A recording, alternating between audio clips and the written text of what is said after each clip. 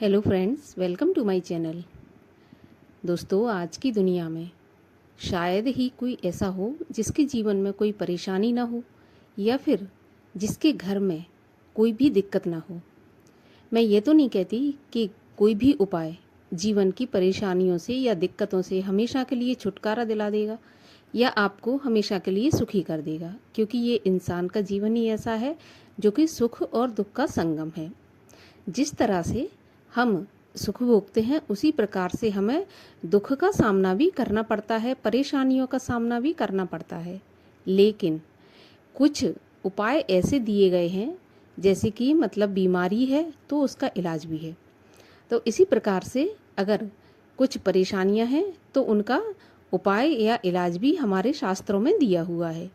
अगर हम उनको सही तरीके से करते हैं तो निश्चित रूप से हमें लाभ प्राप्त होगा। इसमें कोई भी संशय नहीं है। बस करना है तो हमें पूरे नियम अनुसार करना है। जैसे कि मान लीजिए आपके जीवन में कोई परेशानी चल रही है, कोई भी टेंशन है, या फिर आपके काम बनते बनते बिगड़ रहे हैं, काम नहीं बन पा रहे हैं, सब कुछ होते हुए भी मन को शांति नहीं है, टेंशन बनी रहती है। तो कहीं ना कहीं हमारे कर्मों से कुछ ऐसा हुआ है हमारे हाथों से जो कि नहीं होना चाहिए। तो आज की वीडियो में हम एक ऐसे उपाय के बारे में जानेंगे जिससे कि कैसा भी दोष हो, चाहे वो देव दोष हो, भगवान के प्रति कोई गलती हुई हो, या फिर हम आर्थिक तंगी से जूझ रहे हों, उसका भी उपाय है इस जो रेमेडी आज हम करेंगे। और इसके अलावा पितृदोष लगा हो, उसका भी इलाज हो जाएगा इससे। कहने का अर्थ ये है कि उपाय बहुत छोटा सा है, लेकिन जब हम इस उपाय को करेंगे तो हमें बहुत सारी परेशानियों से छुटकारा मिल जाएगा और बहुत सारी परेशानियों से राहत भी मिल जाएगी। तो वीडियो को पूरा देखिए, और वीडियो अच्छा लगे तो बस आपसे यही कहूँगी कि वीडियो को लाइक करके चैनल को सब्सक्राइब कर लीजिए। तो चलिए अब हम ये जानते हैं कि हमें करना क्या होगा। तो देखिए, परेशानी जब हमारे जीवन में आती है तो इसका कोई ना कोई कारण ज़रूर होता है। चाहे वो हमने अपने पितरों के लिए कुछ नहीं किया हो, पितर हमारे हमसे नाराज़ हों, या देव नाराज़ हों, कोई भी देवता हमसे नाराज़ हो सकते हैं। तो आज के इस उपाय से देव भी प्रसन्न होंगे, पितृ भी प्रसन्न होंगे, और हमारे जीवन में जो भी आर्थिक या शारीरिक परेशानियां जो हैं वो भी ख़त्म हो जाएंगी। तो देखिए, करना क्या होगा। इसके लिए हमें गुरुवार और रविवार, ये 2 दिन चुनने हैं। गुरुवार को करना है ये उपाय और रविवार को करना है आपको।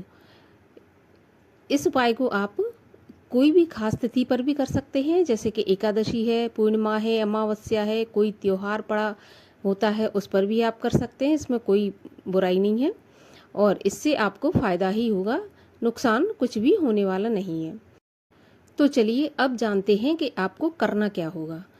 तो आपको सबसे पहले एक मिश्रण तैयार करना होगा, मतलब एक मिक्सचर आपको बनाना होगा, जिससे कि आप उस मिक्सचर का बाद में उपयोग कर सकें। तो उस मिक्सचर में या मिश्रण में आपको क्या क्या लेना है। तो देखिए, आपको उस मिश्रण में थोड़ा सा आपको गुड़ लेना है, जो गुड़ होता है वो लेना है आपको थोड़ा सा, और घी लेना है। घी अगर गाय का हो तो और भी अच्छा है, देसी गाय का नहीं है तो फिर आप घी कोई सा भी हो वो ले सकते हैं।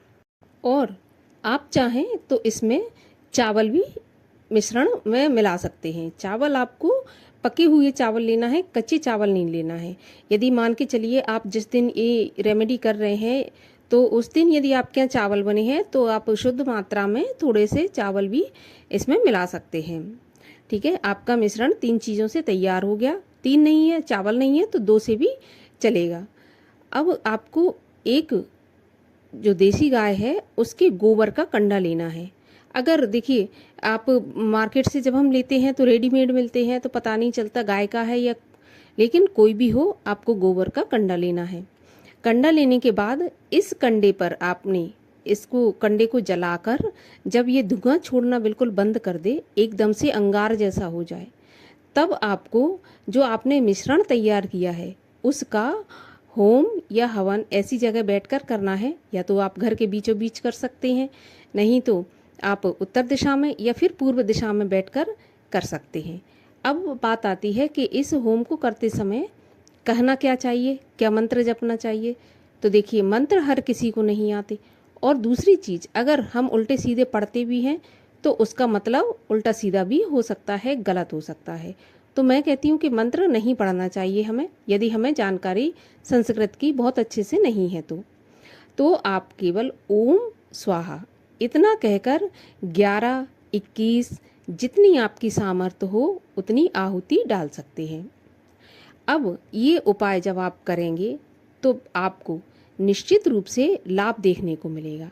हाँ, थोड़ा समय लग सकता है। मैं हमेशा कहती हूँ कि कोई भी धार्मिक रेमेडी या उपाय या कोई धार्मिक काम आप करते हैं तो थोड़ा सा धैर्य रखिए, आपको ज़रूर इससे लाभ होगा, और थोड़ा देर से ही सही लेकिन होगा ज़रूर। जब आप 21 या 11 आहुतियाँ देते हैं, और इसके लिए कोई समय सीमा नहीं है कि कितना देना है, कब देना है, आपको जब भी समय मिले, गुरुवार और रविवार को, या फिर कोई बड़ी तिथि होती है जैसे कि गणेश चतुर्थी, जैसा मैंने बताया, एकादशी, अमावस्या, इन तिथियों में आप कर सकते हैं। इसमें कोई बुराई नहीं है, क्योंकि ये हमारे पितरों को, देवताओं को समर्पित होता है एक साथ। तो हमें हमेशा, जब तक हम जीवित हैं, हमें देवताओं की, पितरों की कृपा की हमेशा आवश्यकता बनी ही रहेगी। तो इसको हम कर सकते हैं, सपरिवार भी कर सकते हैं, घर का मुखिया भी कर सकता है, घर की कोई महिला भी कर सकती है, इसमें कोई पाबंदी नहीं है, कोई भी कर सकता है। तो इस उपाय को जब आप करते हैं तो आपकी सारी परेशानियां, चाहे वो कैसी भी हों, उनसे आपको ज़रूर निजात मिलेगी, आपको राहत मिलेगी। तो आज के वीडियो में इतना ही। मैं मिलती हूँ आपसे अगले वीडियो में फिर किसी रेमेडी के साथ। तब तक के लिए हरे कृष्ण।